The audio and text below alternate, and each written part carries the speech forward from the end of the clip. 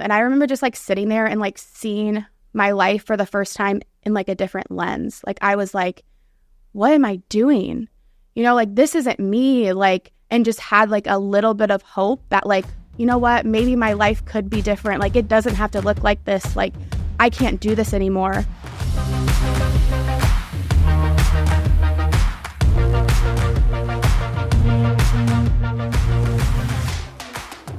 All right, well, welcome back, everybody, to part 2 of this awesome Pay It Forward podcast episode. I am one of your hosts, Keegan Walls, with my partner in crime and the sponsor himself of the Pay It Forward podcast, Austin Seward.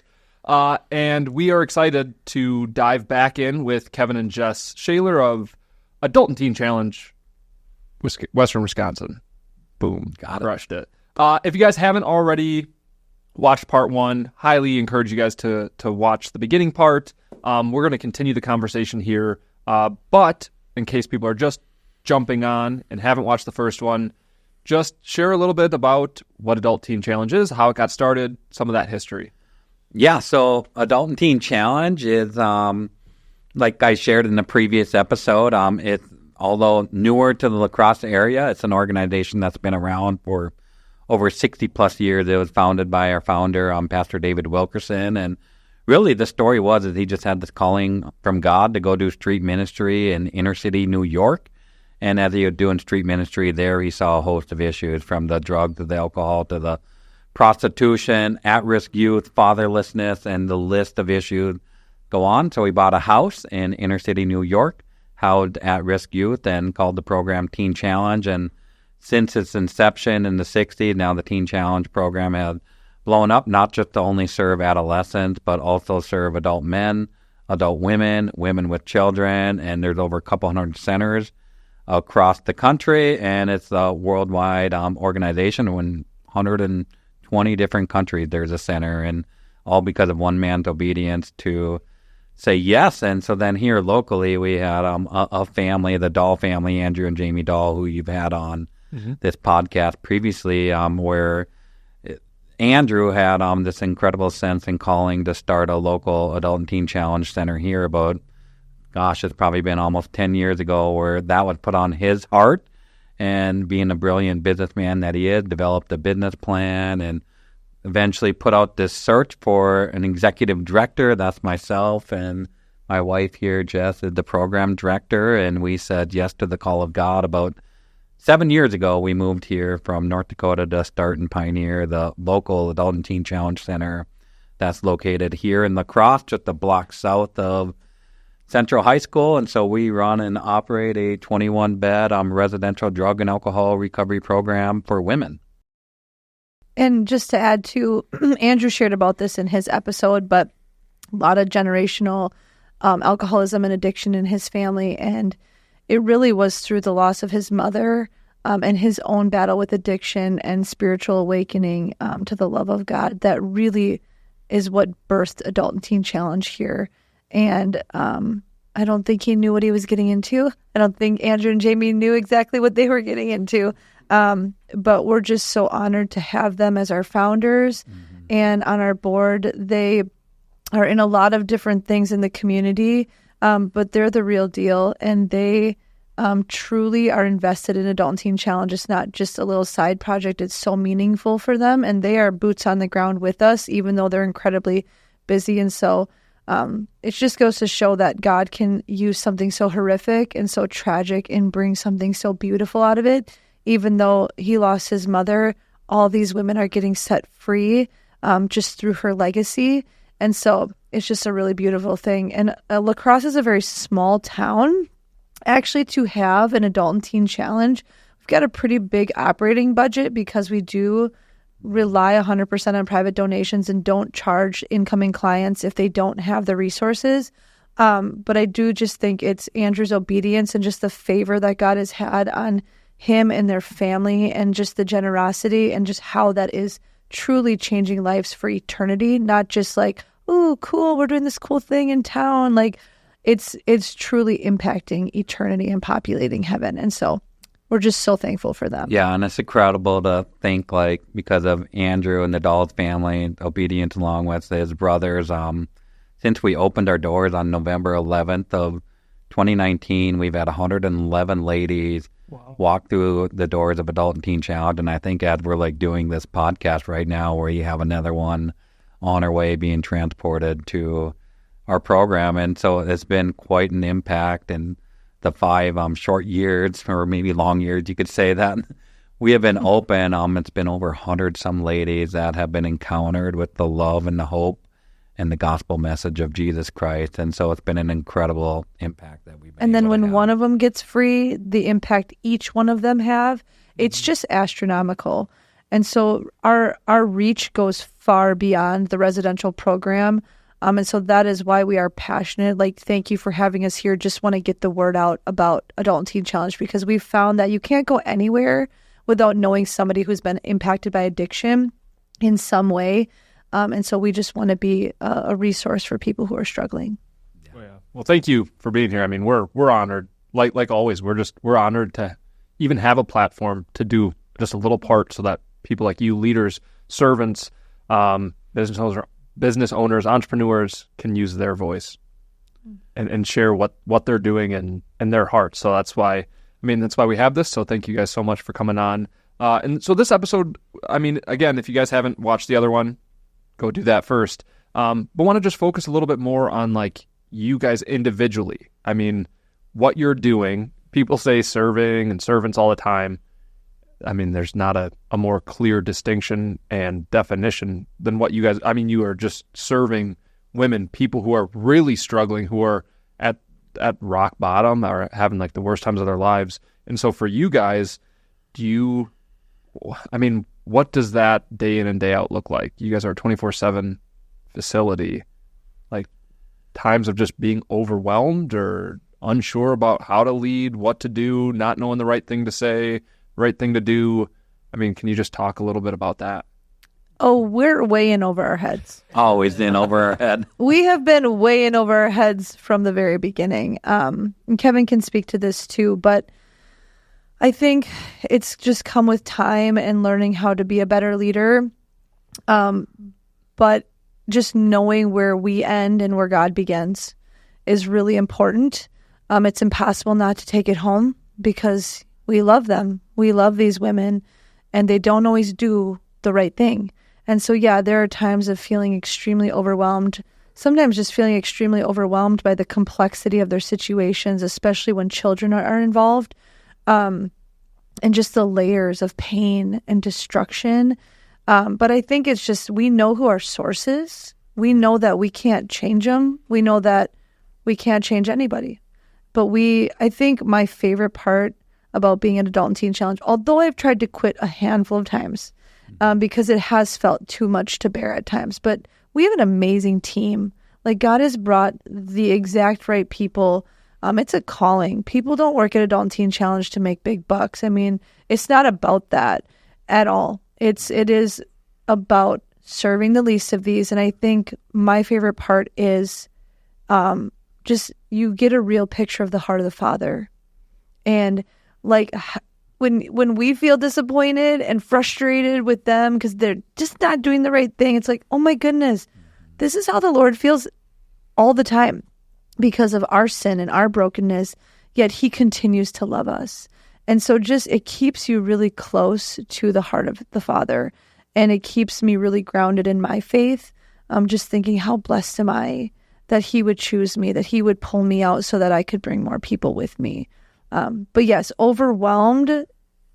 We have weeks sometimes at Teen Challenge where we're like, if every week was like this, we would die.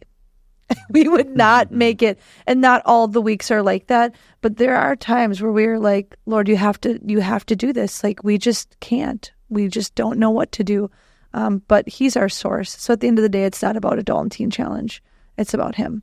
Yeah. And I think it's easy to get yourself in overwhelming situations. It's life. Life happens, right? And hard situations happen. But I think you always go back to the calling that God has put on our lives and trust in that calling. And me being a Christian for all of my life, like, I have learned attributes of the Father. I've learned attributes of God, that he is good, that he is faithful, that he is for us. And God is in the mission of Adult and Teen Challenge. And so I have confidence that he's going to see through it.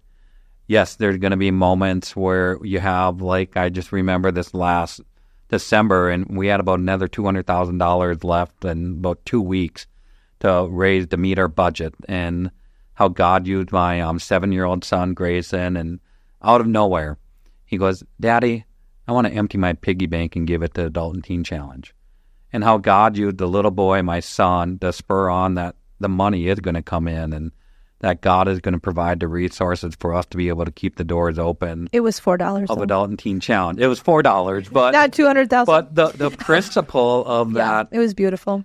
It was so beautiful that God will use oftentimes other people to spur us on in the mission of what we do. And we say this all the time, but like together we can end the cycle of addiction. That this Adult and Teen Challenge isn't like the Kevin or Jess show, but we have a great board of directors that try to give us the resources that we need to be able to continue to do this. We have a great community that is helping give us the resources to keep the doors open, because we cannot do this on our own. It takes an army of people to be able to come together to do the mission of what we do in Adult and Teen Challenge. But we know, and I just have that confidence, being an old farm kid, that God is going to provide and sustain this ministry for us. And so I rest in that, and knowing that no matter what happens, that it's in God's hands, and we have that trust and confidence that he is going to pave the way for us. It's managed tension, though, a lot at times, just because we know God can, we know God will, we have that faith. But then the reality of, I think I'm speaking more to the fundraising aspect, because you have real people on your staff. You have these real women in-house, which most of them have come out of homelessness or don't have anywhere else to go. And so it's this, if the money doesn't come in, you don't want to go there, but it's like, if it doesn't, like, they have nowhere to go, and so it really is like, I'm so thankful that we did both grow up in families that love the Lord, that ironically enough came from farming backgrounds. We learned how to work, and we learned about faith, because it all is dependent on the rain. And so that Kevin's leadership of our organization, like, he's really easy to follow because he has big faith, and he spurs our team on in that way. And so when we're just in the trenches, because he doesn't work directly with the women, we're in the trenches a lot of the days. He just like comes in and has that faith and reminds us that this is not about us. And so I think when you can keep that in the forefront of your mind, because there have been some really devastating situations that we've been in where people have the opportunity to change their life and they just don't.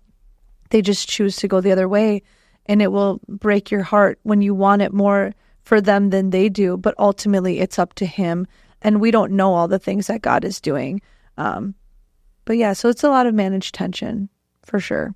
So what are some things that you guys have to individually do in terms of like your own personal relationship with the Lord, daily disciplines? Because you're pouring out so much, at some point you have to fill up. You have to fill up to pour out. So what's that like, balancing that? Or how do you work in that kind of like nebulous?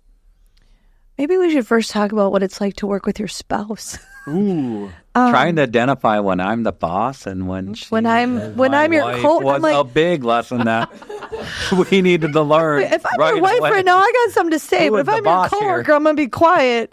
No, I think in the early days, this is where just our deep appreciation for Andrew and Jamie come in, and our board of directors really surrounded us. They hired us like a coach. I don't remember, like a business coach. Executive coach. He had been a pastor for 25 years and then was out of ministry. So he really understood that. And so he would meet with us once a month. And they sent us on like a retreat together to just figure out, because being married to Kevin is actually very easy. Like, it really is. Marriage has been a pretty seamless road for us. You add in the kids, things get a little crazy. But when we started working together, it caused a lot of friction.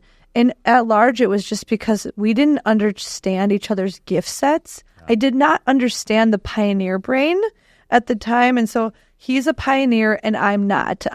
We did this test once. I'm like the guardian. I'm the one that makes him look good and gets things done. But he has also the vision, and then she executes it all. Good. Yeah. Right? Yeah. It's tough. It's tough. to High carry pressure. it. Yeah. But there was just a lot of friction at the beginning because he has all these big ideas. And I get overwhelmed by that. I'm like, what do I just need to do today? And then the added component of like, I'm trying to be your wife right now. And then we've got these babies at home because when we opened Teen Challenge, we had a 9-month-old. Wouldn't recommend. We're crazy those ones who Not said, hey, let's start an adult teen challenge. No, he was 7 months having old. a 1-year-old and then have a baby during the middle of construction and all of that. We survived it somehow, though. But in terms of spiritual disciplines, I mean, it's always about being in the Word. The world will try to steal everything from you, your peace, slowing down. The Word of God is our sustenance. So I think just what we teach at Teen Challenge. I mean, there are times where I make my staff and myself go to chapel. Like, get down there, take a pause, go worship, be with the women and worship. So we really have that culture at Teen Challenge where you don't bring all your junk to work, but we have to be well in order to pour out. So we've really cultivated that culture on our staff and obviously in our home. Therapy is not a bad idea. Counseling, being proactive in that. The first few years, too, of having little kids and starting, we couldn't get away. We don't have a lot of family in town. Grandparents live far away. And we just couldn't leave Teen Challenge. It was like we had an infant and a 2-year-old and somebody threw us twins. Like, that's what it was like, trying to keep this thing afloat. And so I think I'll never forget our board gave us this really nice Christmas present and said, you're going away to the spa for 2 days. And we were like, the spa? And then we fell in love with the spa. Even though he's like a hunt fish camp guy. So just really now taking time out, to be married.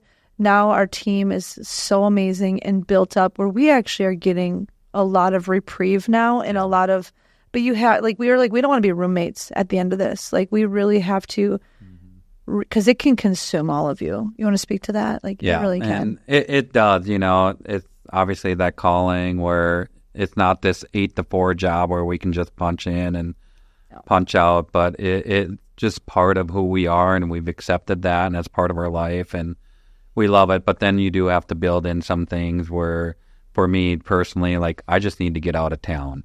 And that's how I'm able to turn off Adult and Teen Challenge, just put the cell phone away or whatever it may be, just to have that moment where I can just find the recenter, reorient, and recalibrate. And so we have to build in some of those things. But then I think a lot of it just basic spiritual disciplines, or like what are some habits that you can get into. Maybe it's daily Bible reading, like a thing that I love to do with read Psalms that helps deal with the emotions, read Proverbs that deals with wisdom, and then read a chapter in the Gospels. So it's like read 5 Psalms, 1 Proverbs, and 1 chapter in the Gospels. You get the life of Jesus, you get your emotions, and you get the wisdom part of it. And so it's just daily little practical things that you can try to incorporate in the habits that we have spiritually. Well, I mean, the one on the flip side, one of the beautiful things is, which I said last episode, is having the front row seat to see what Jesus is doing. Yeah. But people always are like, man, I want to see the works, I want to see the miracles, I want to see the aha moments of Jesus. If you wanted to see that, you got to be where Jesus is, which is where? With the people. Yeah. In the mud, trenches. in the trench, like getting their hands dirty, like the widows, the orphans, the sick. And that's where you guys are. And so do you guys have any like pivotal moments or experiences or things where it's just unbelievable to like, do you have like certain specific stories of seeing like having that seat to Jesus? We have hundreds of we stories. Should write a book. We actually have a book of miracles at the center that we like jot things down because it's easy to forget. I mean, I've got 2. One is like a huge one and one is people would be like, what? That's not that big of a deal, but you really learn to measure miracles different when you're seeing people in such a low place and seeing them overcome things that may seem small but are huge. But we've seen God move in the courtroom. We saw one of our former graduates who was sentenced, literally she was going to prison for a mandatory minimum of 10, 15 years. But it was going to be upwards of 30 years. And one day the Lord spoke to me, even though she was already found guilty on all 3 counts, that we were supposed to go fight for her. And Kevin looked at me and was like, what? You want me to pack up both vans and 15 people and drive 5 hours to testify in a court where she's already been found guilty. And I said, yep, the Lord told me to. Let's and go.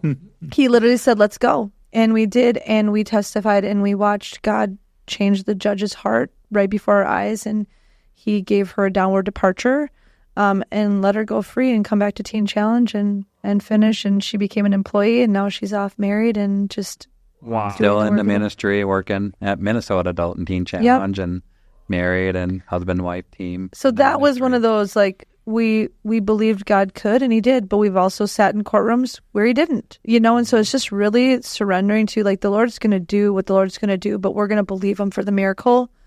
But then also, like, you get girls who come in who just, they have meltdowns and they freak out about things, and then one day they just didn't freak out over that one thing or didn't scream at you for that one thing when they didn't get their way, and you're just like, oh my goodness, like, the Lord is working in their heart. Like, nobody ever loved them enough to discipline or hold the line, and they didn't freak out today. So there's just so many things, like, I work a lot with the clients, so that's my perspective, and then just the physical transformation. They come in so, like, their bodies are even so broken down, or they're rail thin from the drugs, or just so, and then you just watch God change their faces. Like, even just if you go on our website and see some of the images of, like, the before and after, we take those pictures because it is just mind-blowing how the Lord, he's transforming them from the inside out as they renew their minds.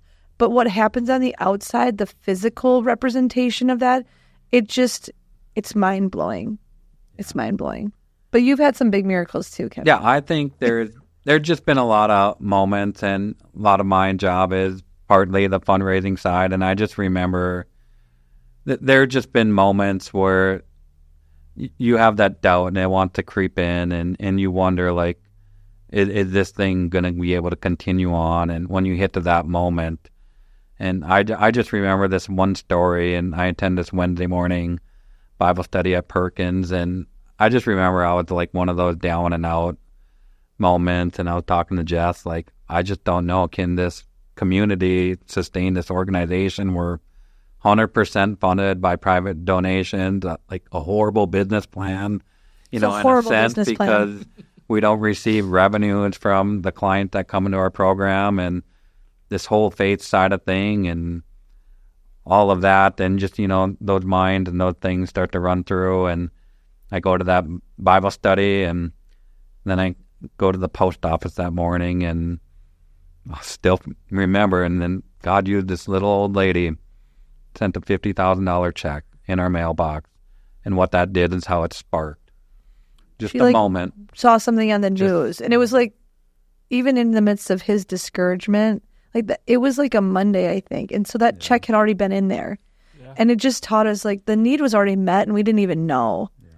And so many stories like that where the money, it just always comes in, not in how we would want it to always, but it keeps us on our knees and just knowing that he's the one that has to provide. Yeah. But lots of big moments like that. Yeah. I'm sure we could do 14 episodes of just the miracles. Right. Jesus. Yeah. If we have testimonies all over of girls just truly finding that freedom. And isn't it the age old, amazing grace, how sweet the sound I once was lost, but then something happens. And I think that's where the miracle happens, when it's that but, and then they become found. And what an amazing journey that we get to take all of these ladies on to find and encounter the true love and hope of Jesus Christ, of that, what he has to offer. And I think that is the true miracle in of itself. I think it's beautiful.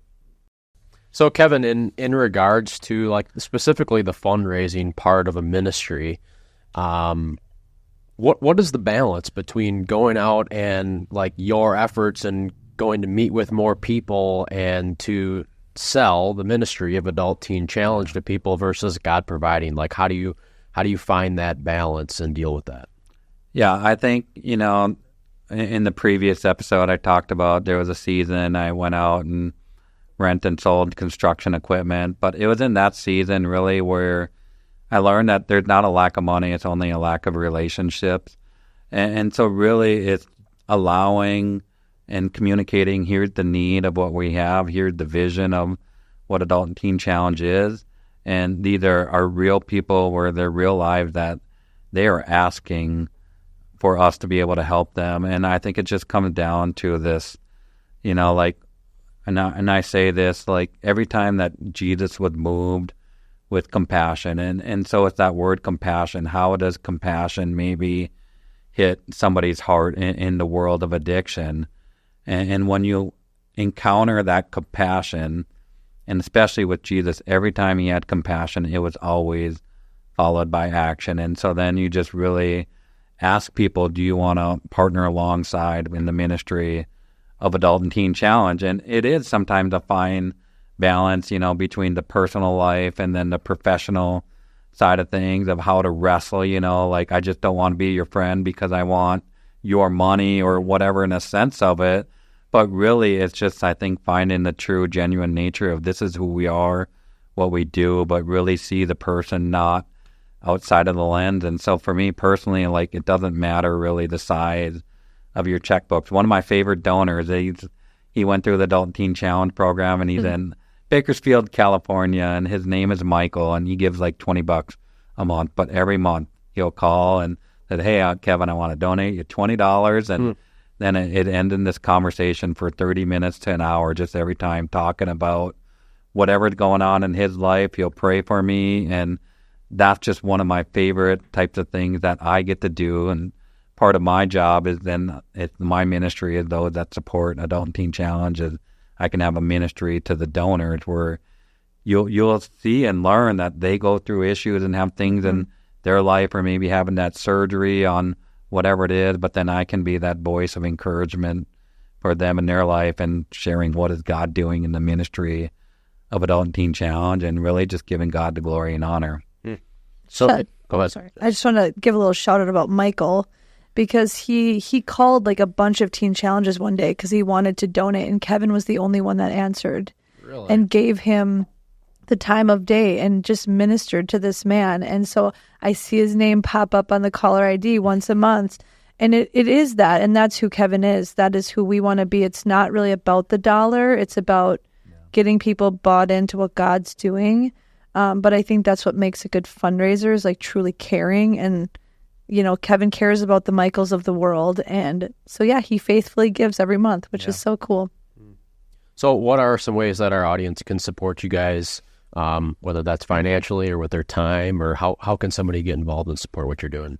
Yeah, so I think obviously first and foremost it is prayer. We need an army of prayer warriors, because addiction is no light thing, and I've been saying it, and it's the theme, like, you either die addicted or you find freedom. And so we need those people that are prayer warriors, especially for Jess and I, to pray for us and the ministry, and all of our staff is praying for that. But then, two, it's just the reality of the nature of what we're in. We'll always need money.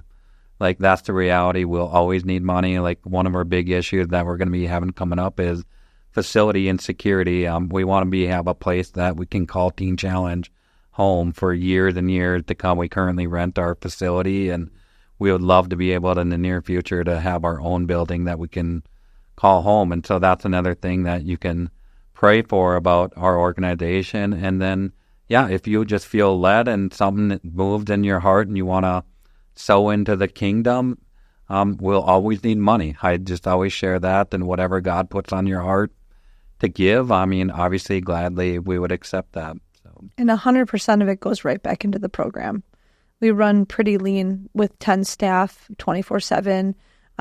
But that's what I love about our ministry. Like, it goes right back into the women's recovery, because the staff, even when they're getting paid, they're the ones on the front line ministering to the women, taking them to their doctor's appointments, going grocery shopping with them. So it all benefits the clients.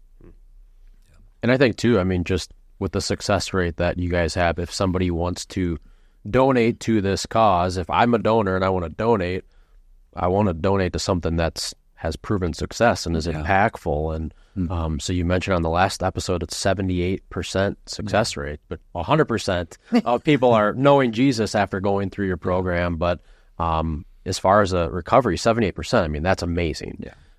So people know that their dollars are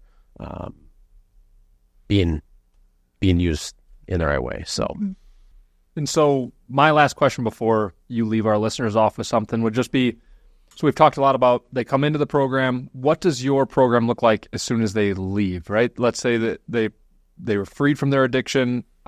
Is there like follow-up, check-in? How does that work after they're out of the program? Yeah, so we're a minimum 12-month program. Sometimes it takes people a little bit longer, but transition is everything. I mean, you can just, if you don't transition one season to the next, well, like in anything in your life, you're going to struggle. But I feel like Teen Challenge graduates have the biggest target on their back. Just because we talked about this in the previous episode, but just needing to change their friend group. They're changing everything about their lives. And they're like a new creation. They're like infants. They're like babies. So about 1.5 years ago, we opened our aftercare program.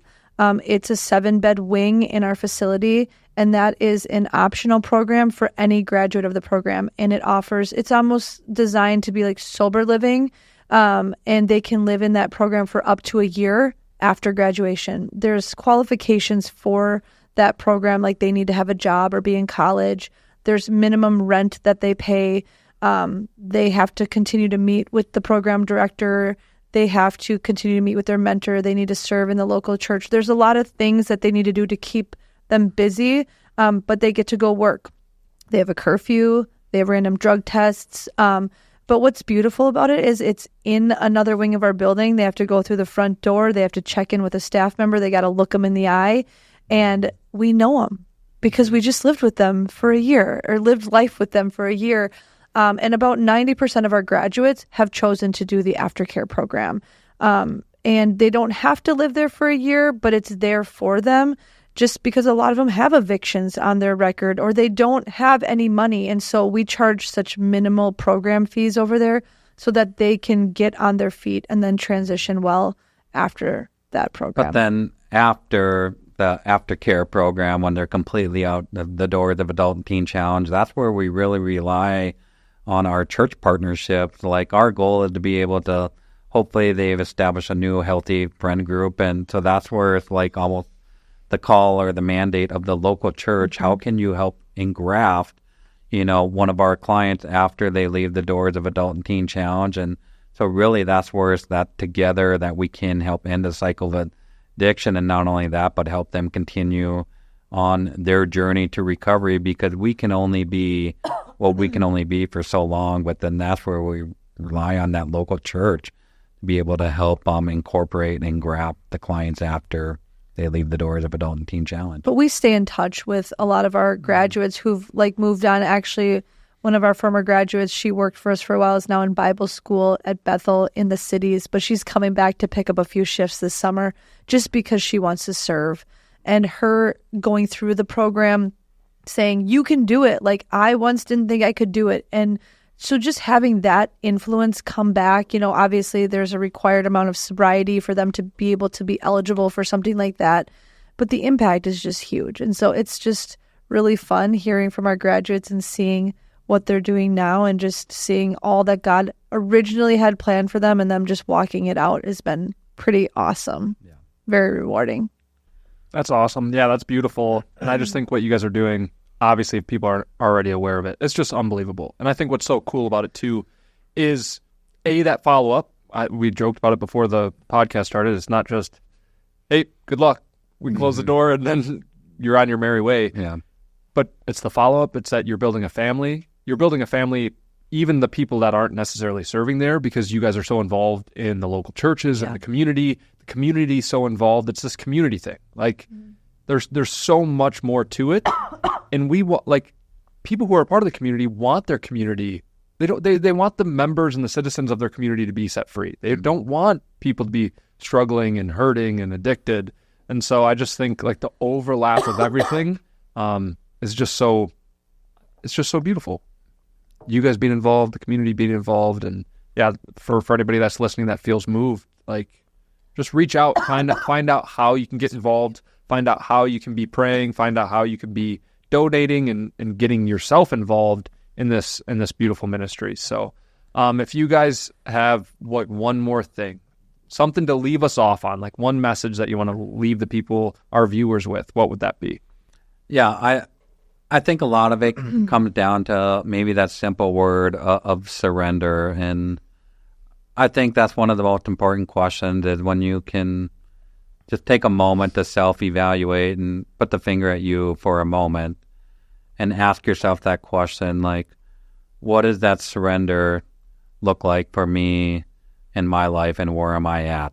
And I think that's one of the most beautiful questions if you can take a moment to pause and reflect. And then obviously from the Adult and Teen Challenge world, like if you have a loved one out there that's struggling, that's our hope and desire of today, is that maybe somehow, maybe you're just hearing this podcast and you know of an individual that needs help and they just cannot do this on their own. We're a great avenue and a great program where hundreds of ladies have come through the doors of Adult and Teen Challenge and have encountered that love of Christ. And we obviously have connections to Men's Center, adolescents, women with children, and have all these resources available for you to be able to get the help that you need to get. And I think I would leave viewers just with this message that there's always hope. Like, you're not too far gone. Your loved one's not too far gone.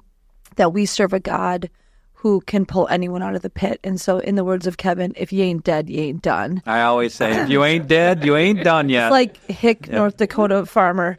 But he says that, and it's true. I mean, at graduations, we often hear mothers, grandmothers, fathers, grandfathers. Like, the prayers of the family members matter. Like, those grandmas who are up praying for their granddaughter all night, praying them to get help, it matters. And unless you're dead, there's still hope. There's still hope to change your life. And we see some pretty hopeless situations. And there have been so many times in the past where I'm like, God, this person is too far gone. Like, and I've just erased that from my vocabulary because he's proven me wrong every time. Yeah. So don't give up hope. That's what I would say. That's awesome. Well, thank you guys so much for spending so much time with us. We appreciate you guys coming on and being here with us. So. Yeah, and thank you for having us to share about the ministry of Adult and Teen Challenge and what we get to do and creating that awareness. And maybe somebody will hear this message and inspire whatever God wants to do in their life. Yep. Yes, yeah, and if you or somebody you know is struggling, we'll have links, ways to connect with them, to reach out to Kevin or Jess. So if you or somebody you know is struggling, we have materials below that hopefully help you. Otherwise, that's it. Thank you. Thank you, guys. All right. Well, we are super excited to have Aubrey, who is joining us mid-episode to share firsthand, like I had mentioned, just about the impact of Adult and Teen Challenge, the impact of Jesus, and to share her story of becoming free. So thank you for being willing and vulnerable to share. So, I mean, I'm just going to turn it over to you and let you share with us your testimony and all that God's done in your life. All right. Well, as you know, my name's Aubrey. I'm 26 years old. I grew up in Omaha, Nebraska, so about like 6.5 hours away. I have 2 older sisters. My parents were amazing parents. I had like a really normal childhood. You know, I always questioned like, why did I end up this way? Like, I didn't have anything traumatic happen to me as a child. As like some people who struggle with addiction, you know, they have these like pivotal moments. It makes sense. For me, I always was like, you know, why am I like this way or whatever? I think just having older sisters, I looked up to them a lot and loved hanging out with like people who were older. I felt cool, just wanted to fit in. So in like middle school, I started hanging out with people who were older than me, who were in high school. So they were like smoking and drinking, and I just wanted to fit in. I was trying to find like my identity, didn't really know who I was. So in whatever they were doing, I hopped on that wagon too and just did it. I met a guy in like 8th grade. We started dating. This was like my first like real relationship, and I truly thought like he was the love of my life. Like I was going to marry him. So I became super like codependent in that relationship. I found my identity in that relationship. We became heavily addicted to Xanax. So that became like a daily habit of mine. He became super abusive. Our relationship became extremely like physical abuse, emotional abuse. I started lying and stealing to my parents. my friends. I would like take money from my parents to get drugs. I would like steal their cars. Like it was chaotic. That relationship lasted about like 4 years, and he ended up going to prison. But like after that relationship, I just no longer like knew who I was. I was like, what has happened? Like, yeah, I was bad. And then quickly I got into another relationship with someone who sold cocaine. And I just remember thinking like, wow, like he like kind of became like my God ultimately. Like I looked up to this guy because he was so powerful. He like sold drugs. I'm like, oh my gosh, this is great. So it became, I was extremely codependent already. So I found my identity in that relationship. And in both of those relationships, I went through like 4 or 5 treatment facilities. I went to like just secular treatment. So 30, 60, 90 days. But mostly because my parents were like, you need help, like, please go. And I didn't really think that I was like worth change, or I really didn't think that I had a problem. Like I never got to that point where I'm like, yeah, actually something is wrong. I kind of was just like, everyone's doing this, this is just how I'm going to be. It's fine. Lived in this like fantasy world for a long time. But yeah, I graduated treatment. But it always felt like I was still missing something, and I could never like figure out what that something was. So I just went back to what I always knew, which was, being in these relationships with men, smoking, drinking, snorting all kinds of drugs. Like, yeah, and did that for a while, up until I pretty much, I guess you would say, like hit my rock bottom. I was in this relationship with the guy who sold cocaine, and I just started I just did whatever he told me to do. So whether that was like sleep with his friend for money so we can get drugs, okay, I'm going to do it. Would sell my body to get drugs and money. Just completely was like, I just did not like who I was. I was disgusted with myself, but I would continue to use because I didn't want to think about that. And yeah, it was to the point, so I guess I was to the point where I no longer like talked to my family. I had no friends. My job was like hanging on by a thread. I barely had any money. Around this time too, I ended up getting pregnant and I had an abortion. And that's really where things kind of like, I just didn't really want to live any longer. Like I was just done. I was fed up. I'm like, you know what? There's no hope for me here. Like, I don't even want to be here. Like dying seemed easier than living the life that I was living, like truly. So I would take, all kinds of drugs and would be like, please, I don't want to wake up the next day. Like, I just want to be done. Like, I don't have nobody, And I remember there was one day specifically where I was living with my boyfriend at the time. Again, I had no job. I had no money. I didn't even have a phone. My phone was broken. I had no car. And I was like sitting there on the couch, just kind of like looking around. And mind you, I lived with like his friend at the time, and it was like a drug house. So there was like women coming in and out, guys, like people selling, using drugs, whatever. And I remember just like sitting there and like seeing my life for the first time in like a different lens. Like I was like, what am I doing? Like this isn't me. Like, and just had like a little bit of hope that like, you know what, maybe my life could be different. Like it doesn't have to look like this. Like I can't do this anymore. And I ended up calling my mom, and I was like, mind you, we like weren't talking. She was done with me. And I was like, Mom, can you please come get me? And she was like, I'm on my way. And, when you're at that point where you want help, you want it now, and you're like not willing to wait. And in the background, my parents were like looking at treatment centers and knew I needed something long term. And they heard about Adult and Teen Challenge. And, my parents were like, that's what she needs. And I was like, no, it's not. You don't know anything. And then, so they were kind of like working in the background, like told me about this place. And so when I called for help and I was like, Mom, come get me, I need help.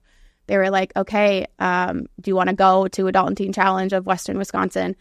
And I was like, yes, I do. Like, I need that. And literally it was like the next day I did a phone interview with Amanda, I don't know what you call her, but okay, anyways, with one of the staff there. And I think it was like 2 days later, I ended up coming. I needed a few days to get all my things together, and because I had an apartment. Anyways, so it was like those days were so crucial, because I think about that, and it's like, if I would have waited one more day, like I wouldn't be here. I needed help, and I wanted help now.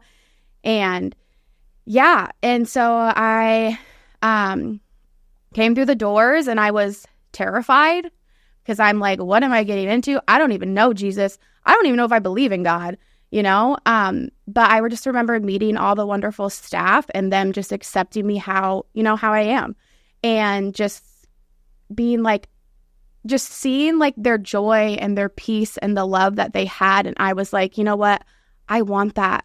Like, that is what I've been missing my whole life. I've been trying to fill that void with things like men, relationships, money, work, like all that stuff. And it was like, but that's really what my soul needed, was that relationship with God.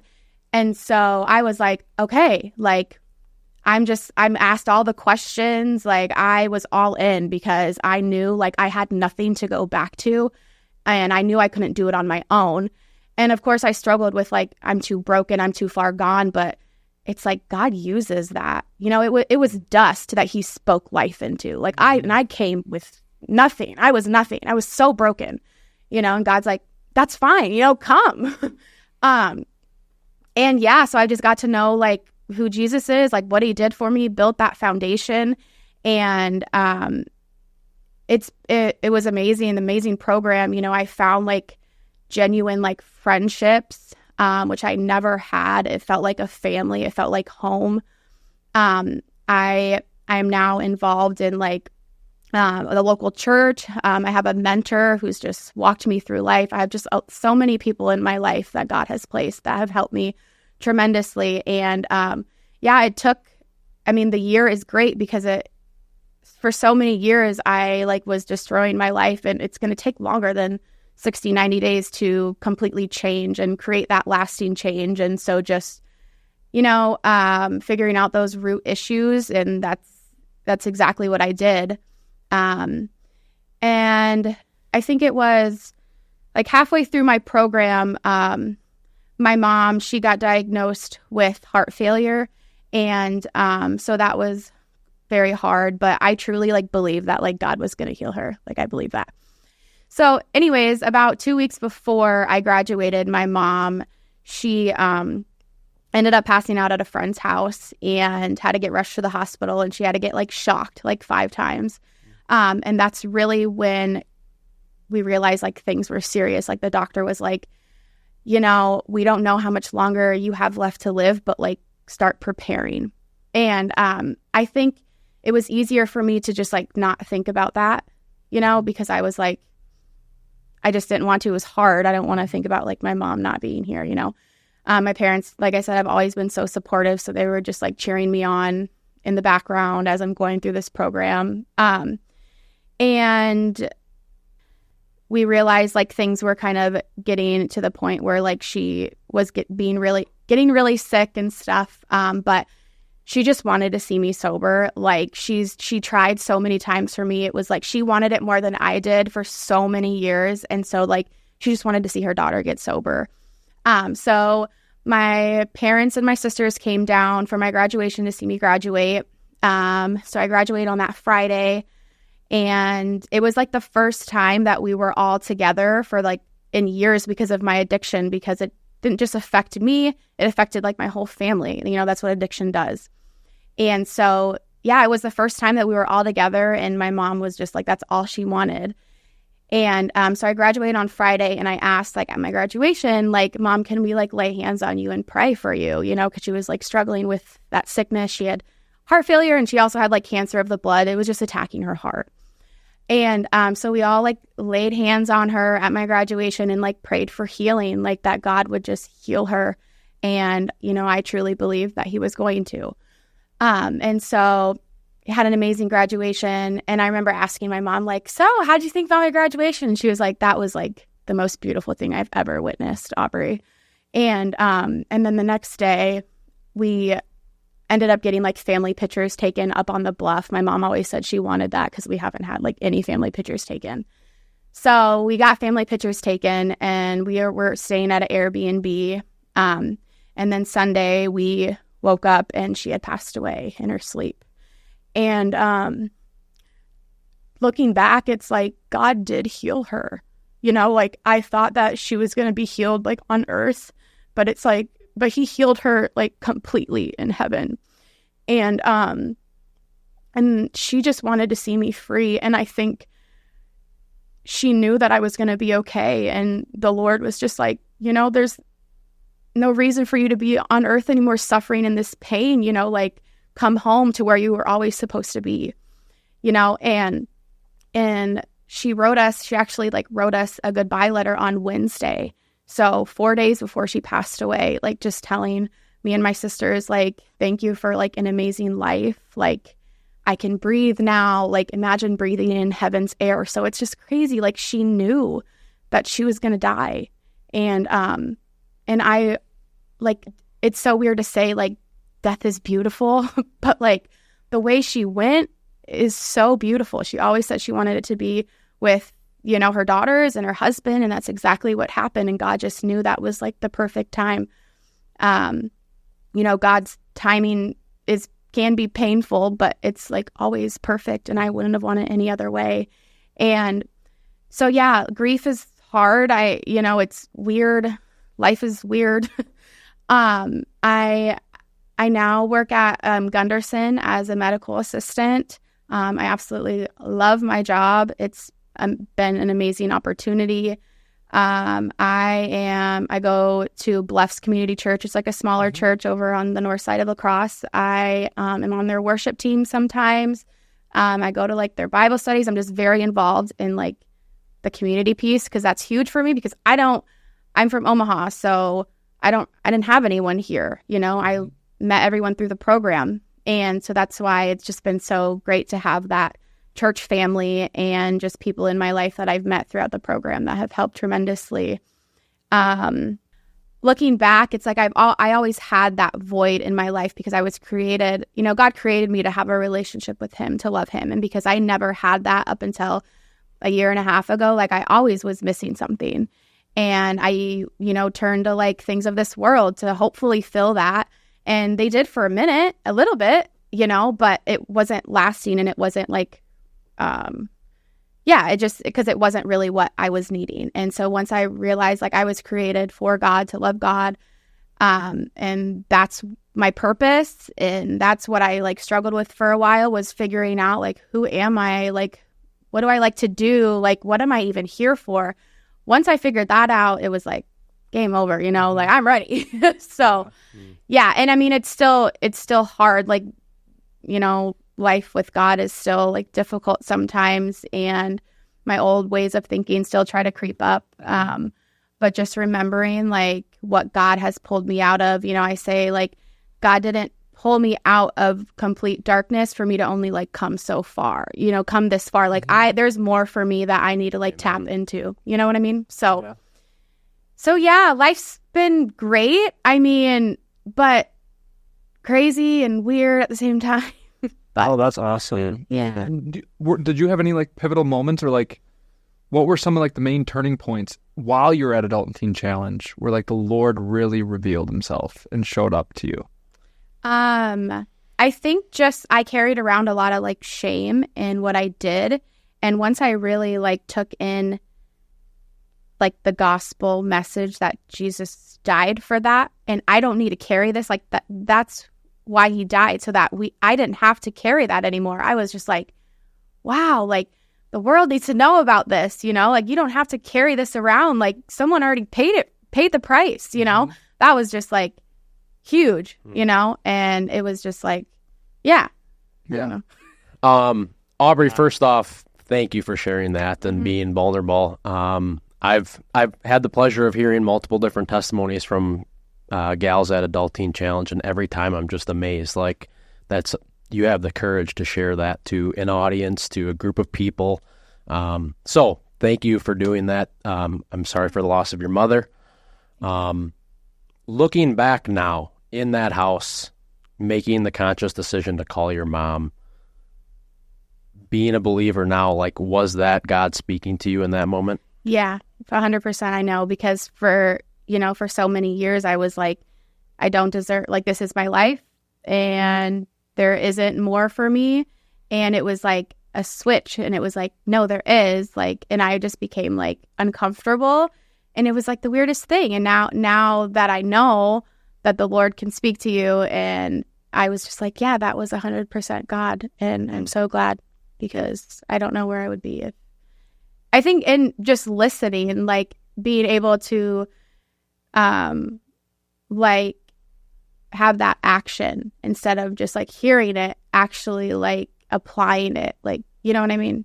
So yeah, he speaks people just like how it got started. Like, he tells you to do something. If we're obstinate and say no, usually he'll just go find somebody else to do that, like if it's his will. But like in your life too, yeah, he gives you, Jesus stands at the door and knocks.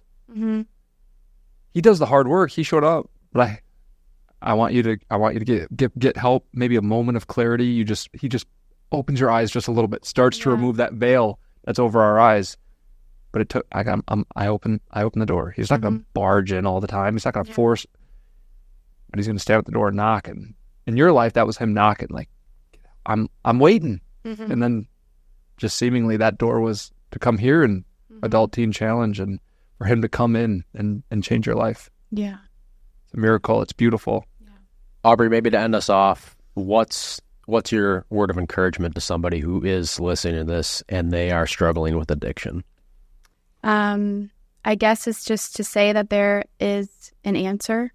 When you feel like all hope is gone, you feel like, there is no way out of the darkness, that there is. And like, Jesus is waiting. He's been there your whole life, and he's been waiting for you to just receive that. So, yeah. Amen. Amen. That's beautiful. Well, thank you so much for sharing Thank you. and coming. It's a pleasure having you here, and it's so cool to hear your story firsthand. I love testimony. Yeah. This is, it just shows the power of the organization, what Jess and Kevin are doing. They have another staff member named Jess. He's cool.